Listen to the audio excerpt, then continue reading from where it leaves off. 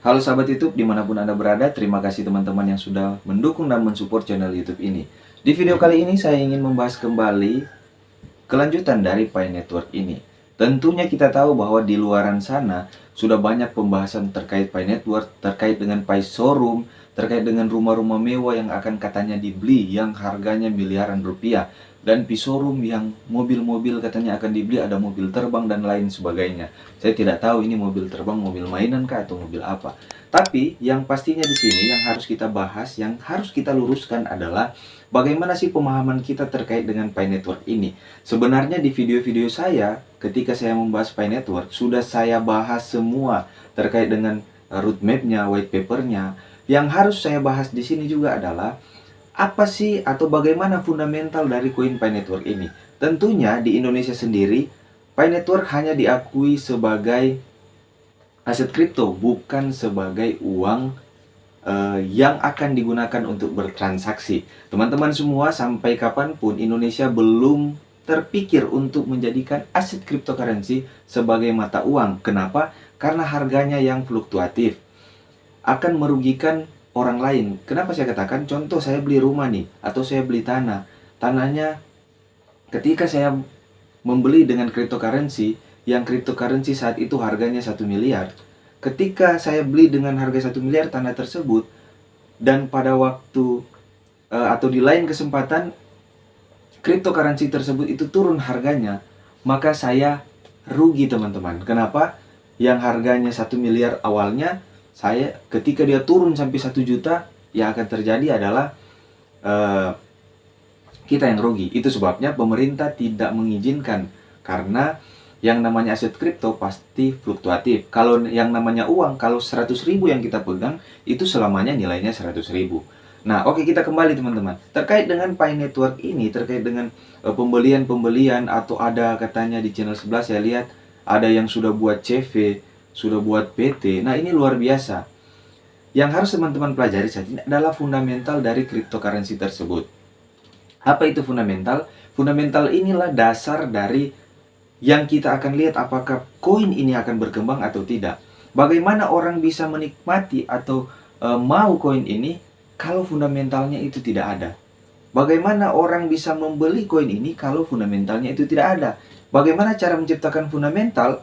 Nah, ini memang salah satunya yang sudah diterapkan oleh Pi Network adalah komunitas-komunitas yang ada. Tetapi ada banyak kesalahan yang dilakukan atau sistemnya yang menurut saya kurang, atau banyak mungkin pionir yang tidak paham tentang bagaimana sih meningkatkan atau membuat trust kepada masyarakat terkait dengan Pi Network ini. Karena salah satu fundamental akan baik itu adalah trust dari pionir atau dari pemegang cryptocurrency Pi Network ini. Nah, teman-teman, kalau kita melihat harga Pi Network ini yang tidak ada, atau harga yang tidak menentu, ada yang mengatakan sampai dengan 4 miliar, ada yang menjual juga 9.000, 7.000, ada yang 5.000. Nah, jadi harga-harga ini hanya ditentukan oleh pionir sendiri. Nah, inilah yang menjadi kerusakan fundamental dari Pi Network ini. Di roadmap itu sangat jelas. Ada yang komen begini, abang kan hanya menganalisa pakai analisa abang sendiri. Saya tidak menganalisa pakai analisa saya, tetapi saya melihat roadmap, saya melihat atau membaca white paper yang ada.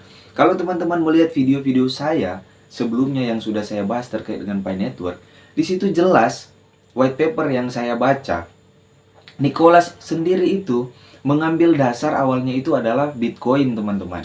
Dia melihat kenapa sih Bitcoin ini agak susah didapat, karena harus memiliki perangkat lunak yang hebat untuk mendapatkan atau menambang Bitcoin ini. Sehingga dia merancang atau dia meriset, dia mengirim orang untuk meriset kenapa ini sangat susah, harus memecahkan teka-teki algoritma untuk mendapatkan Bitcoin. Nah, dari situlah dia merancang Pi Network ini untuk memudahkan Anda mendapatkan koin ini.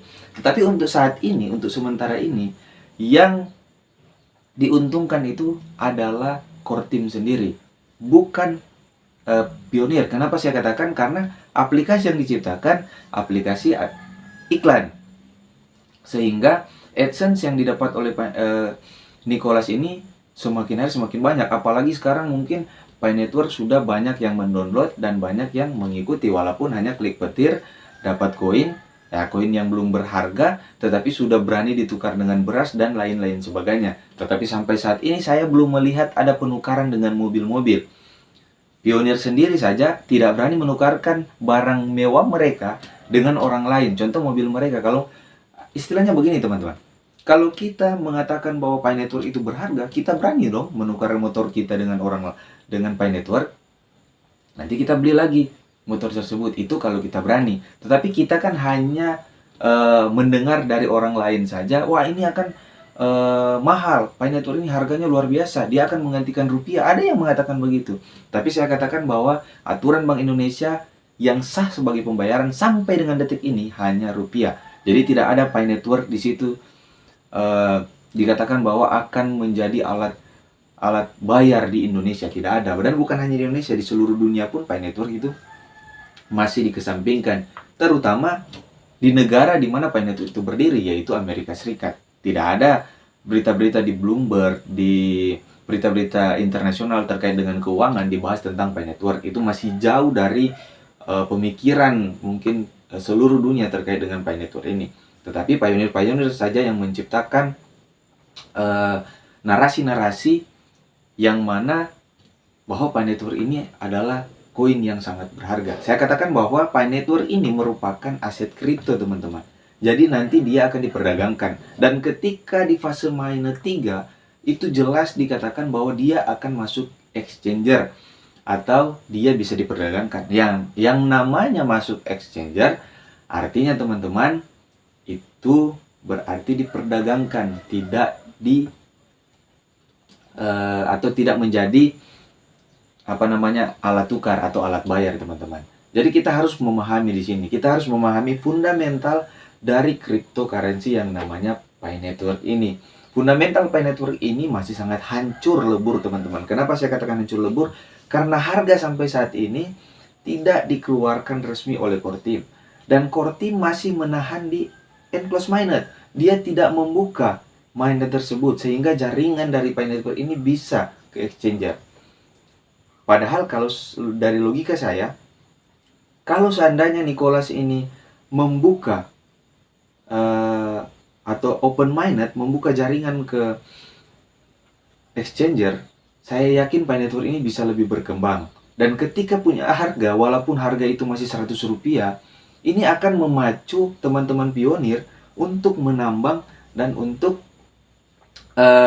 melebarkan bisnis dari Pi Network ini. Atau proyek-proyek itu akan lebih berani lagi masyarakat atau pionir-pionir ini untuk membelikan atau membelanjakan cryptocurrency Pi Network mereka ke orang lain atau ke exchanger lainnya. Dan saya yakin saya juga akan berani dan akan mau bergabung dengan Pi Network untuk membelanjakan Pi Network itu mungkin dengan teman. Saya beli motor kamu dengan Pi Network, mungkin 100 Pi Network.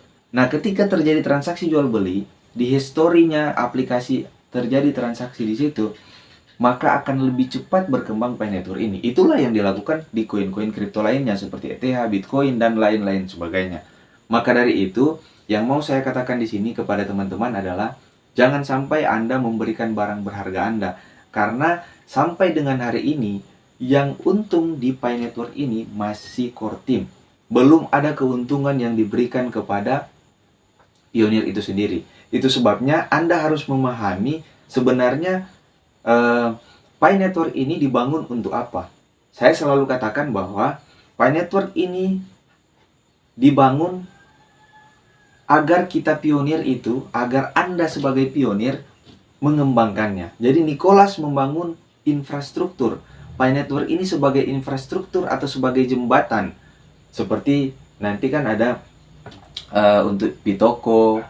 Nah, seperti kalau kita saat ini ada Shopee, ada Lazada. Jadi si developer atau si Nicholas ini hanya membangun marketplace-nya, lalu kita yang menjalankannya, kita yang berjualan di situ. Itu sebabnya kalau Anda memperhatikan, Pi Network ini sebenarnya hanya infrastruktur yang dibangun dan dimasukkan semua proyek-proyek yang ada agar bisa mendapatkan proyek yang baik, dan dari proyek itulah akan dikembangkan dan Anda harus mengembangkan proyek itu. Jadi yang mengembangkan itu bukan dari Nicholas, tetapi dari pionir itu sendiri.